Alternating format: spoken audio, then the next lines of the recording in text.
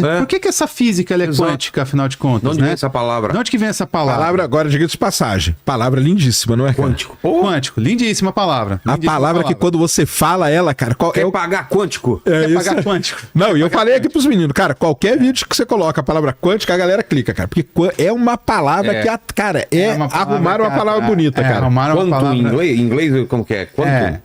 Ela vem justamente do quantum, que significa tipo uma quantidade, uma unidade de quantidade, certo? Só que de onde é que surgem essas ideias? Isso é bastante importante a gente começar falando então. Como é que surgem essas ideias? Surge lá no começo, lá para 1900, com um tal distinto senhor chamado Max Planck. Já ouviu falar do Max Planck? É bastante famoso. Ele é um físico alemão, se eu não me engano. Eu sempre esqueço as nacionalidades dos caras. Mas é um físico alemão, confirmado aqui pelo Serjão. E os caras, naquela época... Vamos lá. Naquela época, um pouco antes de... Não, vale a pena, né, a gente contextualizar. Sim. O final do século XIX e o início do século XX, né, foi um momento muito interessante para a física. Fica aí a dica para quem não viu, veja o filme Oppenheimer. O filme Oppenheimer, ele tem o livro tem muito mais, mas o filme ele também pega esse momento que estava vivendo a galera da física, que era meio que a descoberta do que o átomo era capaz de fazer. Né? É descobrir coisas além do núcleo atômico, entrar no núcleo atômico e descobrir isso. Isso foi uma coisa que desencadeou tanta coisa que acabou desencadeando até a bomba atômica, no final das contas, lá na frente. Mas foi um período muito específico. E eu falo isso aí várias vezes, até que eu dou palestra, falo... Eu acho que nunca mais na história vai se repetir um período como foi aquele final dos anos 1800, início dos anos 1900. De tanta coisa acontecendo. De tanta coisa acontecendo e de tanta gente boa envolvida na parada, cara. Foi uma coisa... Era muito físico. Esse é o Planck. Esse é o Planck. Dormia pouco ele. Dormia pouco. A olheira. Também devia ser atormentado igual o... Aliás, o Oppenheimer, vou dar um spoiler aqui do filme, pra quem não viu, veja. Quando o Oppenheimer, ele tá lá e tá passando aquelas viagens na cabeça dele, você viu o filme, né? Putz, maravilhoso. Lembra quando aparece uns raios? Sabe o que é aquilo lá? Não. Física quântica. Porque o Oppenheimer, ele era o cara da física quântica. Sim, o Oppenheimer era um cara da física quântica. Ele se metia com tudo, mas ele era um cara... Estava muito voltado à física nuclear, fazia parte ele foi estudar com o Bohr na Alemanha. Fala isso. Exatamente. Então, foi realmente um período de mentes brilhantes, na verdade. Mas até... Só colocando uma coisa, para a gente começar a realmente falar de como que nasce essa ideia... Um pouco antes do nascimento da física quântica propriamente dita, né? A física, ela estava vivendo um período onde os físicos da época, eles achavam que estavam vivendo um suprassumo. Você tinha três matérias dentro da física mais importante, que era o eletromagnetismo, que é aquela física das ondas, sabe? Propagação de ondas, essas coisas. Você tinha, por outro lado, também uma coisa que nós chamamos termodinâmica, que é a física das coisas, das transferências de calor, temperatura, essas coisas todas. E tínhamos a mecânica clássica. Só que, o que acontece? Os caras, com essa física, eles começaram a conseguir tatear alguns problemas, aí um pouquinho mais complexo, depois o Sérgio me traduz aqui. Conseguiram começar a tatear uns problemas, um deles chamado radiação de corpo negro. Basicamente é o seguinte, a gente sabe que eu tô vestindo essa camiseta preta aqui, certo? Então, por que ela é preta? Porque ela absorve toda a luz. E ela reflete muita... Porque basicamente é isso, uma camisa verde, vem a luz branca, ela absorve todas as luzes e reflete a verde. Perfeito, exatamente preto, isso. Quase todas ficam quase aqui. toda. Porque não existe o preto absoluto que absorva todo, então ele reflete alguma coisinha. Exatamente. É por isso que a gente sente mais calor com a camisa preta na teoria. Exatamente. Por isso que você acaba sentindo mais calor com a camisa, com uma camiseta preta, então... Mas não com a Insider. Porque a Insider regula a temperatura. Valeu. Aí, ó. Eu tava só esperando a deixa. Eu joguei a bola. Isso aí, ó. Insider aqui, ó. Maravilhosa. Mas o que acontece? Então, tipo, a cor preta, ela absorve toda a luz, absorve também calor, e ela emite também radiação, só que ela emite radiação... Ela emite radiação, só que na faixa do infravermelho. Então, se você tá no escuro... O olho da gente não percebe. Você já viu? Você sabe aquelas coisas, tipo, tá tudo escuro, tal, você mete aquela câmera que pega na faixa do infravermelho, Sei. aí você consegue começar a enxergar os movimentos, as coisas. Então, porque corpos, eles emitem radiação, que é uma radiação que está associada à temperatura do corpo. Radiação térmica, e aí, que a gente chama. Esse foi o grande problema que surgiu naquele período.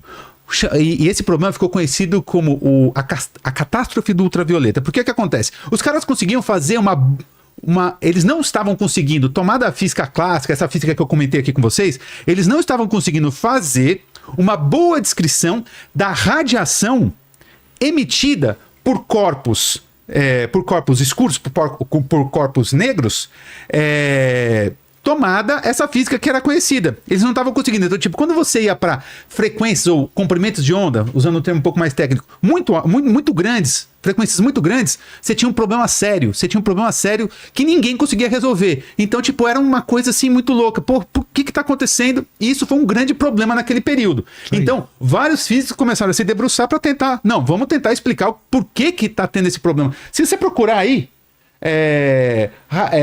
problema Black Body ou Black Body Radiation, que tem o gráfico, né? Catástrofe ultravioleta ou Black Body Radiation, você vai achar um gráfico só para o pessoal entender. O Lênin vai entrar em pânico procurar esse negócio aí.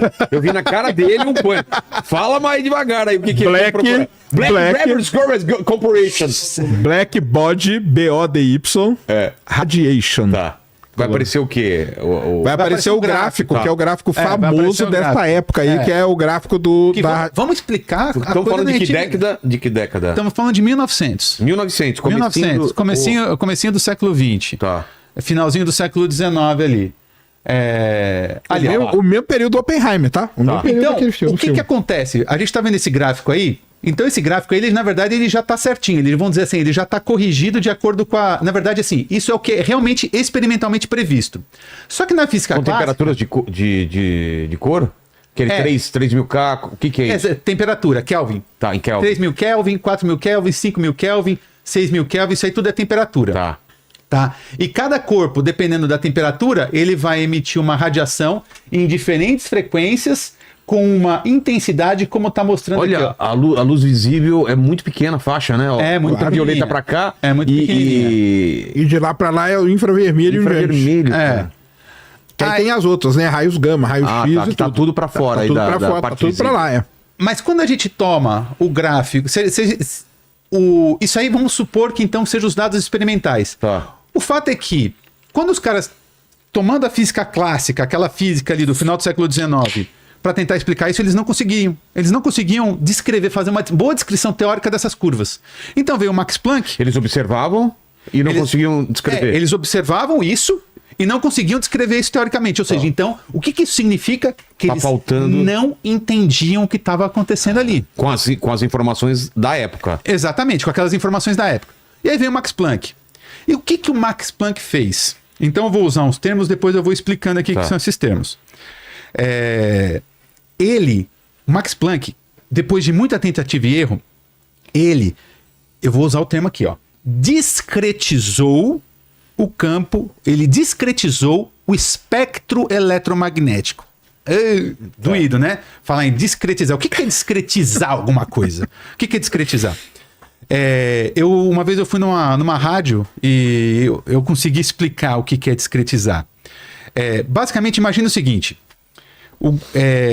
Você tá numa escada, tá? Você vai subir uma escada, tá?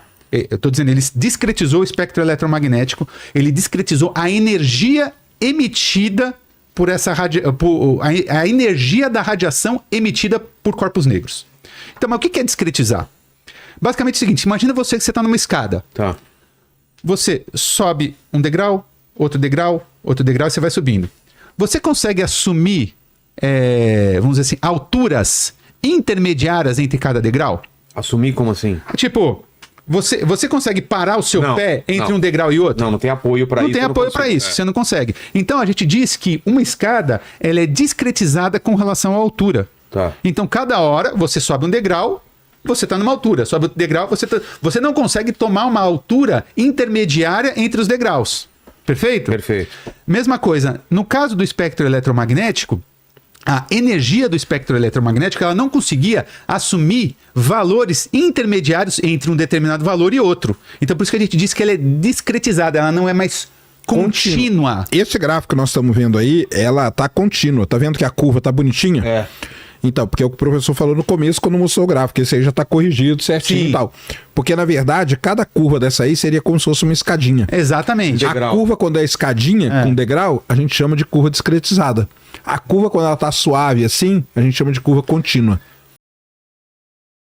Então, basicamente foi o que o cara foi o que ele fez. Então, a energia do espectro eletromagnético, essa energia emitida por radiação de corpo negro, não assumia qualquer valor. Ele descobriu que isso só podia assumir determinados valores. E isso, cara, pensa, foi um what the fuck, né? Pô, peraí, por que não pode assumir um valor entre esses dois valores aqui, essa energia? Manja? E esse foi o grande ponto. Só que ele, depois, mais tarde, ele descobriu mais. Ele depois também entra um Newton nessa história. Ele descobriu mais que, na verdade, havia um salto nessa energia. Havia uns saltos nessa energia, tá? Que saltavam valores específicos. Um quantum de energia. Uma quantidade unitária de energia. Um quantum de energia. Por isso que essa física é quântica. Aí a gente diz que ele quantizou o espectro eletromagnético, porque no correr dessa discretização, os saltos, a energia, então, do espectro eletromagnético, a energia da luz, vamos parar de falar de espectro eletromagnético, né? Vamos falar luz. A energia da luz, a energia da luz só assume valores específicos, 2, 3, 4, e não assume 1,1. Ah, tá. Então você tem aí esse intervalo de 1, é um quantum. Esse intervalo entre um e o outro é um quantum. Por isso que ele diz que a gente quantizou